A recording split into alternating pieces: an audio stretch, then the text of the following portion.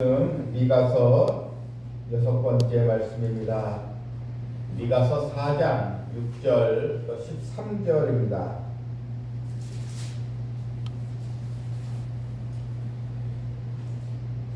여호와께서 말씀하시되 그날에는 내가 저는 자를 모으며 쫓겨난 자와 내가 환난받게 한 자를 모아 발을 저는 자는 남은 백성이 되게 하며 멀리 쫓겨났던 자들이 강한 나라가 되게 하고 나 여호와가 시온산에서 이제부터 영원까지 그들을 다스리리라 하셨나니 너 양떼에 망대여 딸 시온의 산이여 이전 걷는 곳 딸 예루살렘의 나라가 네게로 돌아오리라.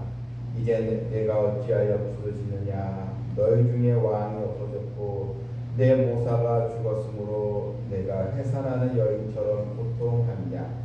딸 시온이여 해산하는 여인처럼 힘들어 나을지어다. 이제 내가 성읍에서 나가서 들에 거주하며 또 바벨론까지 이르러 거기서 구원을 얻으리니 여호와께서 거기서 너를 내 원수들의 손에서 속량하여 내시리라.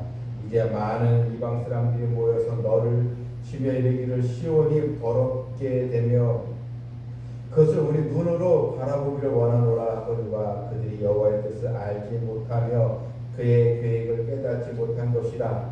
여호와께서 곡식단을 타작마당에 모음같이 그들을 모으셨나니 딸 시온이여 일어나서 칠지어다. 내가 내 뿔을 무쇠 같게 하며 내 굽을 놋 같게 하리니 내가 여러 백성을 쳐서 깨뜨릴 것이라. 내가 그들의 탈취물을 구별하여 여호와께 드리며 그들의 재물을 온 땅에 주께 돌리리라. 아멘.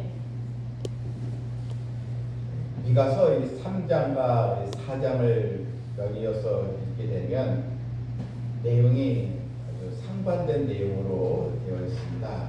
미가서 이 3장 앞장에는 하나님께 불순종한 이스라엘을 향한 하나님의 준엄한 심판의 내용이 있습니다. 그들을 징계하고 형벌을 내리시는 하나님의 공의가 있다면, 이제 4장에는 이스라엘 백성들을 회복시키시는 하나님의 긍휼과 사랑의 은총이 있습니다. 즉 회복의 은혜가 있다는 것입니다. 하나님은 택한 자녀들을 결코 버리시지 않습니다. 잘못된 길로 가게 되면 채찍질 하시지만 잘못된 길로 간다고 해서 완전히 버리시지 않는다는 것입니다. 깨닫게 해주시고 또 징계를 통해서 다시 돌아오게 하시고 하나님은 언약을 성실하게 이행하십니다. 그래서 회복의 은총을 주십니다. 자, 오늘 본문 4장 6절에 보게 되면 여호와께서 말씀하실 때 그날에는, 이게 이제 1차적으로는 바벨론의 포로로 잡혀있던 백성들이 예루살렘을 귀환하는 것을 말합니다. 자유의 몸을 얻고 예루살렘으로 돌아오는 그날 역사. 이 그날은 1차적으로 그런 의미가 있고, 또한 2차적으로는 종말의 때 주님의 교회가 세상을 이기고 승리하는 그런 또 날을 우리에게 보여주는 메시지이기도 합니다. 그래서 본문의 6절에 여호와께서 말씀하시되 그날에는 내가 저는 자들을 모으며 쫓겨난 자와 내가 환난받게 한 자를 모아 발을 저는 자는 남은 백성이 되게 하며 멀리 쫓겨났던 자들이 강한 나라가 되게 하고. 자, 여기 보게 되면 저는 자, 또 쫓겨난 자, 환난받은 자들, 이들을 하나님께서 다시 강한 백성으로, 강한 민족으로 세워주시겠다는 것입니다. 포로로 사로잡혀서 병이 들어 다리를 절면서 큰 고통과 환난에 빠져있던 백성들, 하나님께서 이들을 고난당한 자를 다 다시 모으신다는 것입니다. 이게 여러분 하나님의 은혜이지 않겠습니까? 쫓겨난 자들, 한마디로 연약한 백성들,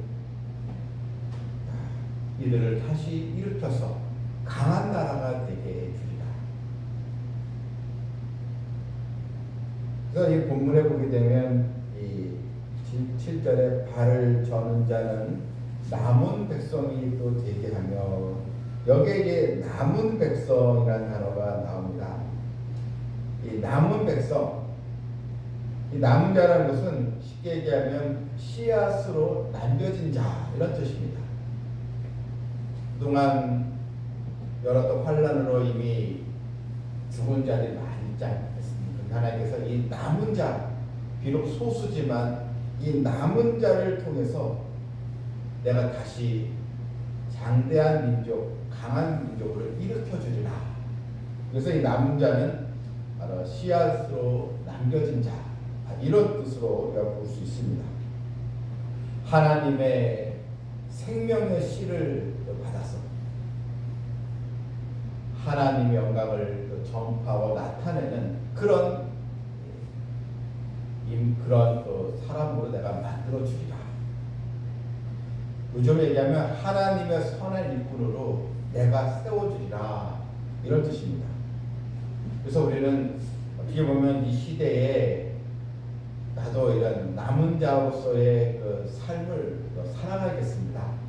하나님, 비록 저도 연약합니다. 남들보다 건강하지 못합니다. 또 인생에 고난이 있습니다. 오늘 본문에 나온 것처럼 저는 자, 또 환난당한 쫓겨난 자, 그런 이 참 비참한 생애를 겪는 사람이지 않겠습니까? 나도 이런 여러 가지 결핍과 부족으로 인한 고통이 있는데, 그런데 하나님께서 나를 라는 남은 자로서 나를 다시 일으켜 주셔서 나의 이런 수고와 헌신을 통해서 하나님의 능력이 나타나도록 나를 하나님의 귀한 일꾼으로 내가 너를 쓰리라, 이런 소망을 우리도 한번 가져야 될 줄 믿습니다. 여러분은 이 세상에 남은 자가 되어서 이 세상을 또 변화시키는 복음의 능력으로 변화시키는 그런 백성이 되어야 한다는 것입니다. 세상과 타협하지 않고 그리스도의 십자가 능력으로 우리는 이 세상을 주의 말씀으로 그것을 전파하며 세상을 바꾸는 그런 백성으로 쓰임을 받아야 될 줄 믿습니다. 세상 사람들은 우리를 볼 때 참 무능해 보이고 마치 오늘 본문에 쫓겨난 자 같은 그런 참 불쌍하게 우리를 볼 수도 있을 것입니다. 아주 힘없는 자로 우리를 볼 수 있을 것입니다. 하나님은 우리를 비난하는 그들에게 우리를 오히려 담대한 그런 백성으로 세우셔서 우리를 크게 사용하실 수가 있는 것입니다. 그런데 이런 하나님의 이 능력을 위해서 우리가 뭘 해야 됩니까? 그 고난 속에서 힘을 하나님 앞에 달라고 기도하면서 우리가 또 인내할 수 있는 믿음도 가져야 하는 것입니다. 백성들이 이게 포로로 귀환했을 때 예루살렘은 아무것도 없었잖아요. 다시 일으키려면 얼마나 힘들겠습니까? 그런데 그런 이 시기, 그래서 믿음으로 헤쳐나가라, 이런 뜻입니다. 자, 이 내용이 이제 9절에 보면요, 이제 내가 어찌하여 부르짖느냐, 너희 중에 왕이 없어졌고 내 모사가 죽었으므로 내가 해산하는 여인처럼 고통하느냐. 이제 백성들은 이제는 왕도 없습니다. 또 모사, 지혜로운 그런 리더자도 없습니다. 그렇지 않습니까? 나라가 없었습니까? 그러면서 해산하는 여인처럼 고통만 겪고 있습니다. 그런데 10절에 보면요, 딸 시온이여 해산하는 여인처럼 힘들여 나을지어다. 자, 아마 이제 우리 여성들은 다 이 말씀을 쉽게 다 이해할 것입니다. 해산 때 그 고통이 심하잖아요. 남자들은 죽었다 깨어나도 그걸 모르겠죠. 네. 어떤 분은 남자는 군대가 해산에서도 힘들다 얘기를 하는데 그건 아무것도 아닌 것 같아요. 제가 보기에는 해산의 고통 저는 큰 게 어디 있겠습니까? 그런데요, 여인이 해산 고통 힘들다고 아이를 낳을 힘을 쓰지 않으면 어떻게 되겠습니까? 둘 다 죽지 않겠습니까? 그래서 오늘 본문에서 이렇게 나오잖아요. 여인 힘들여 낳을지어다. 그러니까 고난을 이기자 이것입니다. 고난을 극복하자. 힘들다 포기하지 말자. 힘들어서 낳으면 그 해산의 고통이 결국은 아이를 낳으면서 기쁨으로 바뀌잖아요. 그렇지 않습니까? 아이를 낳았을 때 기쁨. 하나님께서 그런 기쁨을 주신다. 그러니까 힘들여 낳을지어다. 그러니까 무엇입니까? 소망을 가지고 하나님께 힘들어 우리도 기도하는 거죠. 기도의 힘을 얻자는 것입니다. 이게 이제 우리가 해야 되는 거예요. 하나님은 다 예배를 준비해 놓으셨는데 우리가 그것을 정말 새 힘을 가지고 기도의 능력으로 하나님의 구원의 성취를 우리도 바라보고 나가야 한다는 것입니다. 따라서 10절 끝에 보게 되면 내가 성읍에서 나가서 들에 거주하며 또 바벨론까지 이르러 거기서 구원을 얻으리니 여호와께서 거기서 너를 내 원수들의 손에서 속량하여 내시리라. 여러분 바벨론 하면 얼마나 끔찍한 곳이지 않겠습니까? 바벨론 하면 이스라엘 사람들이 예루살렘을 돌아오면 바벨론을 생각하면 얼마나 힘들지 않겠습니까? 힘든 생각으로 점쳐진 곳이지 않겠습니까? 그럼 하나님은 가장 힘들었던 바벨론에서 구원의 역사가 시작됐다는 것이죠. 거기서 구원의 손길이 임했다는 것입니다. 여러분 우리도 바벨론에서의 삶처럼 가장 힘든 삶에 내가 처했다 할지라도 하나님은 거기서 능력의 손길을 우리에게 보여주신다는 것. 가장 큰 고통의 자리에서 우리는 가장 큰 은혜를 체험할 수 있다는 것. 이것을 성경은 보여주고 있는 것입니다. 이제 하나님은 또 소망의 메시지를 주시죠. 11절에 이제 많은 이방 사람들이 모여서 너를 치며 이르기를 시온이 더럽게 되며 그것을 우리가 눈으로 바라보기 원하노라. 그러니까 이방 사람들이 하나님의 선민이라고 하고 하나님께 택함 받은 족속이라고 했던 이스라엘이 저렇게 망해버렸는데 진짜 이 처참한 광경을 우리도 한번 눈으로 보자, 확인해 보자, 이렇게 이방 사람들이 떠들었다는 것입니다. 그만큼 이제 이스라엘인들을 비난하고 조롱했다는 것이죠. 그래서 그들은 우리의 눈으로 한번 보자, 저렇게 망한 것을 한번 확인해 보자, 이렇게 이제 떠들었다는 것입니다. 이때 하나님 뭐라고 말씀하세요? 12절을 보세요. 그들이 여호와의 뜻을 알지 못하며 그에게 깨닫지 못한 것이다. 자, 여러분 세상 사람들은요 하나님의 뜻을 몰라요. 하나님의 뜻을 모르니까 교회를 핍박하고 때를 믿는 자들을 비난하고, 사실 우리 주변에 그렇잖아요. 교회 나가는데 남편이 교회 못 나가게 하고, 또 자녀가 교회를 나가야 하는데 자녀 못 나가게 하고, 때론 또 회사에서 주일날 자꾸 일하러 나오라 그러고, 이런 일들이 생기잖아요. 왜 그래요? 세상 사람들은 하나님의 뜻을 몰라서 그래요. 모르니까 자기 하고 싶은 대로 행동을 하는 것입니다. 그래서 오늘 본문에도 하나님의 뜻을 알지 못하고 하나님의 계획을 깨닫지 못한다. 그러니까 하나님의 뜻을 알지 깨닫지 못하는 사람들에게 우리가 시험 줄 필요 없는 거예요. 우리가 믿지 않는 사람들에게 거기 시험 들어서 나도 교회 안 나온다? 그것처럼 어리석은 사람이 어디 있겠습니까? 삶의 힘든 일 때문에 교회를 안 나온다. 요즘 삶이 너무 어려워서 이제 교회를 못 나오겠습니다. 이런 분들이 있는데 참 너무나도 이거는 미련하고 어리석은 그런 선택인 것입니다. 하나님 뭐라고 말씀하세요? 이제 내가 곡식단을 타작마당에 모음같이 그들을 다 모아서 사랑하는 성도들아, 그들을 너희들이 칠지어다. 내가 다 모을 테니까, 한마디로 이제 앞마당에 다 내가 그들을 모을 때 너희들이 다 푸드로 패라내깁니다. 한마디로.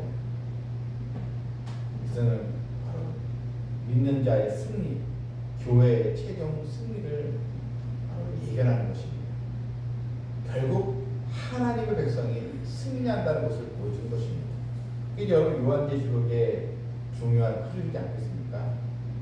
핍박받았던 교회가 결국은 최종 승리를 거두고 하나님을 대적했던 그런 악의 무리들, 또한 이 사탄의 이런 추종자들, 사탄까지 여러분 다 결국 하나님이 다 심판하지 않습니까? 우리는 그런 소망을 가지고 나아가야 될 줄 믿습니다. 저희들은 하나님의 귀한 도구로 쓰임 받아야겠습니다. 13절에도 딸 시온에 일어나서 칠지어다 했습니다. 너희들이 칠지어다. 너희들이 이기리라, 이런 뜻입니다. 또 내가 내 뿔을 저 모세같이, 내 굽을 모세같이 내가 하리라. 뿔은 힘과 권세를 상징하죠. 이 뿔을 모세같이. 결코 너희들이 지지 아니하리라, 이것입니다. 또한 굽을 노쇠로 하면 신발이 달지 않잖아요. 노쇠로 하면. 그래서 이런 이스라엘 백성들이 결국 승리를 거두게 하는 것처럼 결국은 신약 시대의 백성들이 승리의 영광을 차지하게 된다는 것. 이사야서 60장 22절에 그 작은 자가 천을 이루겠고 그 약한 자가 강국을 이룰 것이라. 때가 되면 다 여호와가 속히 이루리라. 여러분, 작은 자가 천을 이루는, 너는 이 이사야서 60장 22절 말씀처럼 너는 우리 한번 비전계 성도들, 우리 작은 성도들이 정말 천을 이루는 그 놀라운 역사가 있기를 소망하며 기도합니다. 오늘도 절망 속에 있는 사람들이 있다면 회복의 역사를 주시는 하나님을 우리가 바라보면서 주의 말씀을 붙잡고 하나님 나라 영광을 위하여 더 살아가는 거룩한 자녀가 되기를 주님의 이름으로 축원합니다. 아멘. 하나님, 오늘 주신 말씀대로 우리도 이 시대에 남은 자가 되어서 남은 자의 또 사명을 또 가지고 내 안에 거룩한 생명의 씨앗이 있음을 굳게 믿고 작은 자가 천을 이루는 그런 축복을 나부터 우리 성도들까지 자녀에게 다 누리길 원하옵나이다. 하나님 종을 베풀어 주시옵소서. 예수님의 이름으로 기도합나이다. 아멘.